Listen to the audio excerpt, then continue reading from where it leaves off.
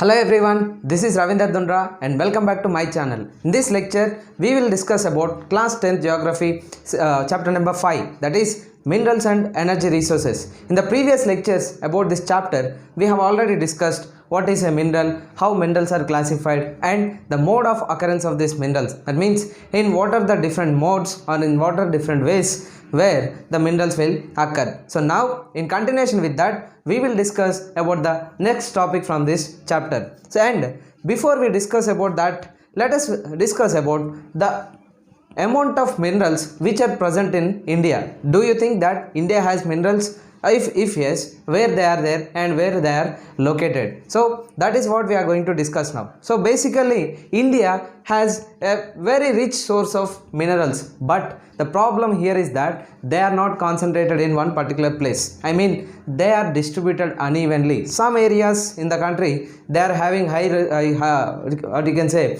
a rich source of minerals, and some areas they don't have some minerals. So let us see what are the areas these minerals are distributed in India. So starting with this peninsular rocks, in this region of the country we can find a variety of minerals. Usually peninsular rocks or peninsular plateaus, or you can take any plateau region, usually they will be the rich source of minerals. So here also in India, the peninsular rocks contains some of the minerals. What are these minerals? Mainly the coal, metallic minerals, mica and many other non-metallic minerals. So you can say most of the minerals in the country, they are concentrated especially in this peninsular region, or you can say in this peninsular rocks. And coming to this, other than this peninsular rocks, you can also find them in the sedimentary rocks, which are mainly located on the western part of these peninsular rocks, that is the state of Gujarat, and at the same time the eastern part of this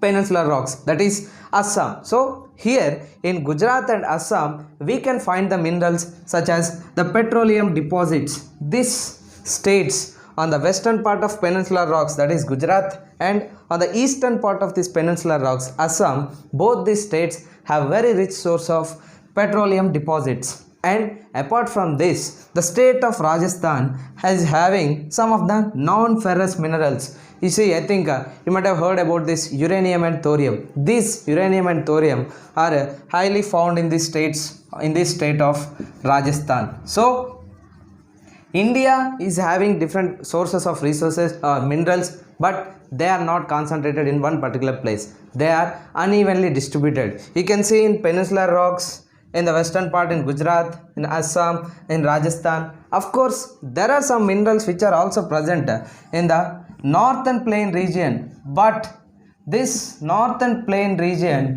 whatever the minerals are there, they are not having that much economic significance, which means even if we extract those minerals, we may not be able to make very good profits. But so from this, what we can understand is that India is fortunate to have a fairly rich and varied minerals, but they are unevenly distributed. Sometimes question can be asked, India has fortunate to have very fair and rich varied minerals. Justify the statement or explain the statement. Therefore, you need to write about these topics, peninsular rocks or sedimentary rocks as well as Rajasthan, and what type of minerals are found here. Next, we will discuss about this ferrous minerals found in India. Now, let us discuss about this ferrous minerals. As you all know that minerals are classified into three different types. What are those? Metallic, non-metallic as well as energy minerals. Again, in the metallic minerals, they are classified into three different types. That is ferrous, non-ferrous as well as this precious minerals. So among them, first we will discuss about this ferrous minerals. What do you mean by these ferrous minerals? As we have already discussed, ferrous minerals means those minerals which contain this iron ore, or those metals which contain this iron ore, we call them as this ferrous minerals. And in India, we have 3/4 of the metallic minerals are actually these ferrous minerals. That means 3/4 of the metals which are found in India, they are almost 3/4 of them were ferrous minerals. And because of their huge presence of these minerals, they provide very strong base for the development of these metallurgical industries. That means those industries which depend upon these metals, they are developing it because of this availability of this ferrous minerals. That means they are providing a strong foundation for the development of these metallurgical industries. And at the same time, after meeting our requirements, that means after using for our requirements, India is also exporting these ferrous minerals to the other countries after completing our use, after using for ourselves, and remaining ferrous minerals we are exporting to the other countries. So now let us discuss about one of the very important ferrous mineral, that is iron ore. So iron ore is it is known as the basic mineral and backbone of this industrial development.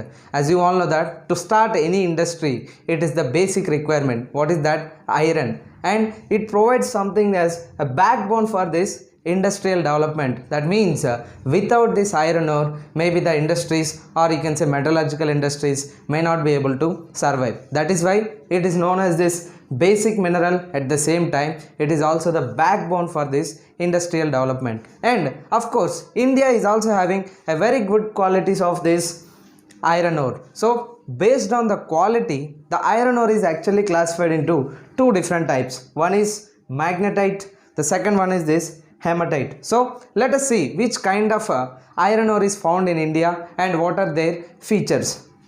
Let us discuss about this magnetite as well as hematite. Based on the quality, as I have told, there are two types of iron ore. One is magnetite, the second one is this hematite. So first let us see about this magnetite. What is this magnetite? Is that it is the finest iron ore among these two types. The finest quality is having with this magnetite iron ore, and it has the iron content up to 70%. This content of iron, this iron content is very important for any iron ore. So this magnetite iron ore, it has 70% of iron and it has excellent magnetic qualities. That means it is having more demand, at the same time it has more magnetic qualities. Therefore it is highly valuable in the electrical industry. Since it has more and good quality of magnetic qualities, it is more and more valuable in this electrical industry. Then coming to this hematite iron ore, this hematite iron ore, in terms of the quantity used,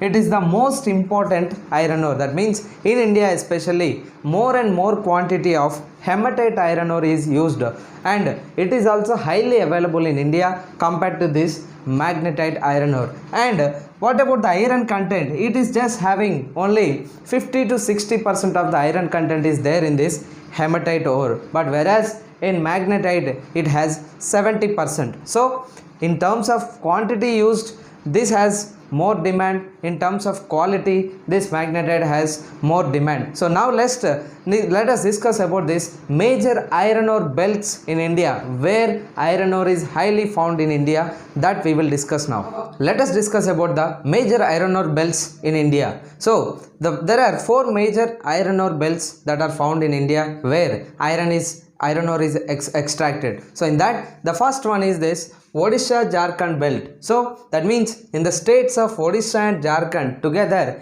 they have made one belt, and in the state of Odisha, the iron ore which is found in this state is hematite, and where it is found is that it is found in a mines known as Badampahar mines, which are found in two districts. One is Mayurbhanj and the second one is this Kendujar. These are the two districts which come under this Badampahar mines, where hematite is extracted from these mines. Then when it comes to this Jharkhand, here there is a district known as Singhbhum district, where from here also hematite iron ore is exported or extracted from these mines, Goa as well as this Navamundi. So from these two mines in the district of Singhbhum, hematite iron ore is also extracted. So mostly in India, as I have told, we have hematite iron ore. So the first major belt is Odisha Jharkhand belt. In Odisha, it is found, hematite ore is found, and where it is found in Badampahar mines. And what are the places? One is Mayurbhanj, the second one is this Kendujar. Then in Jharkhand, the iron ore is found in Singhbhum district, and here also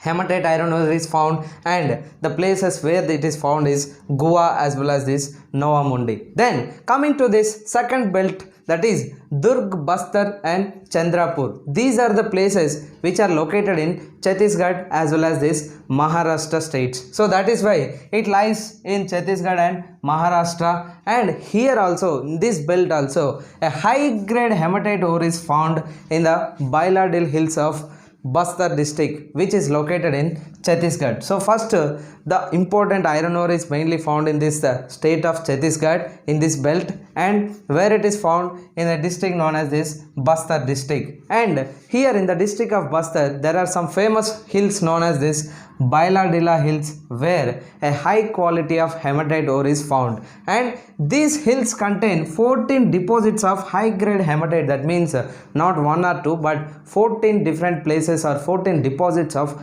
hematite iron ore is found in this district, in these hills, and it has the best physical properties for steel making. That means whatever the iron ore which is found in these 14 deposits of Bailadila hills which are located in this Bastar district, they have a very good physical properties which are needed for this steel making. As you all know that to make the steel, iron ore is also one of the high requirement. So because of that steel making, the properties which are required for making steel are highly present in this hematite ore which is located in Bastar district. And at the same time, iron ore from these mines, whatever the mines are there, after meeting our requirements, the iron ore is also exported to the countries such as Japan as well as South Korea. And from where it is exported is, it is exported through a state or through a district, through a port known as this Vishakhapatnam port, which is located in Andhra Pradesh. So in Durg, Bastar and Chandrapur belt, which lies in Chhattisgarh and Maharashtra, has also a high grade hematite ore which is used for this steel making, and also it is used to export to the other countries such as Japan as well as South Korea. So next we will see the other two iron ore belts in the country. Let us discuss about the other two important iron ore belts in the country. The third one is this Bellary, Chitradurga and Chikmagaluru, Tumakuru belt in Karnataka. So all these areas are located in Karnataka, and Karnataka is also having one of the finest iron ore in the country. So let us see which mines are exploited in this state. So it has a large reserves of iron ore. The state of Karnataka, as I told, it has a large reserves of iron ore, and Kudremukh mines in the western Ghats of Karnataka are 100% export unit. That means Kudremukh means the famous mines which are located in Karnataka. Here there is one specialty. Kudre means it is something like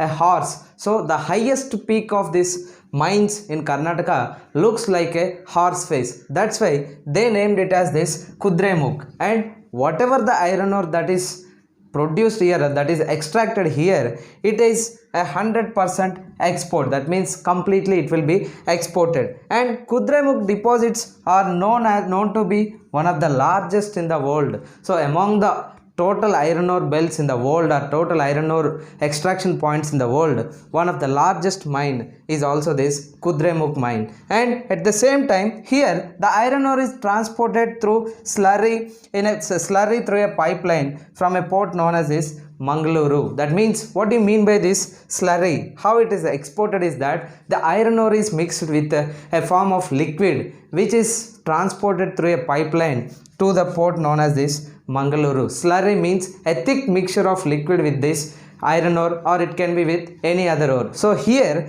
the iron ore which is produced in Kudremukh is 100% export unit, and how it is exported is exported in a slurry form through a pipeline. What do you mean by slurry? Slurry means basically a thick mixture of any liquid with this iron ore. And through which port, to which port it is transported is, it is transported to a port known as this Mangaluru, which is also located in Karnataka. So from here Mangaluru, it would be exported to other parts of this world. And as I told, it is one of the largest mines in the world. Then coming to the fourth major iron ore belt in India is, it is Maharashtra Goa belt. And this Maharashtra Goa belt, it includes both the states Goa and Ratnagiri district of Maharashtra. Only one district is included in this belt from Maharashtra. Then the district is this Ratnagiri district. And these ores, of course, they are not having a high quality of iron ore, but they are efficiently exploited. Among all the four major belts, the quality of iron ore which is found in this Maharashtra and Goa belt is not having that much good quality, but still it is being exploited, extracted as well as efficiently used, and it is also even exported to other parts of the country through a port known as Marmagaon port, which is located in Goa. So though it is not having good quality, it is extracted as well as it is also exported. Then among all these states and belts, which is the largest producer of this iron ore in the country? You may ask that question, and the answer is it is Odisha, a leading producer of this iron ore in India. And how much percentage it is producing is that more than 50%. That means 52% of the iron ore in the entire country is actually extracted in this state of Odisha, and this data is according to this 2017 statistics. So with this we have completed about this one of the ferrous mineral, that is iron ore. So in the next lecture we will discuss about this manganese as well as other non-ferrous minerals. Thank you.